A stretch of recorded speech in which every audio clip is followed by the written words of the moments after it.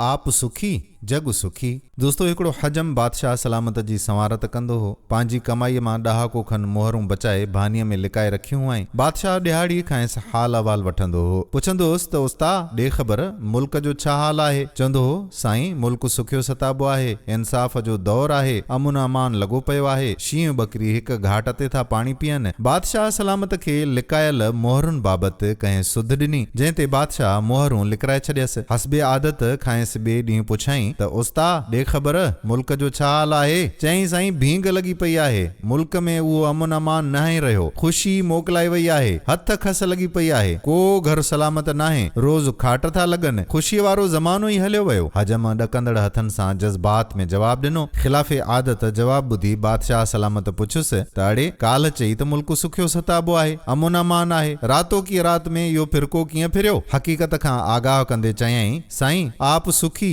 जग सुखी, मतलब जीव ना खुश त जहान ना खुश, जीव खुश त जहान खुश। हर माण्हू ॿियनि खे पंहिंजी कैफ़ियत आहर ई समझंदो आहे। दोस्तों इन बारे में अव्हां छा था चओ, कमेंट सेक्शन में ज़रूर ॿुधाइजो। वीडियो खे पंहिंजे दोस्तनि सां शेयर ज़रूर कजो। पेज खे फॉलो नाहे कयो त पेज खे फॉलो बि ज़रूर कयो।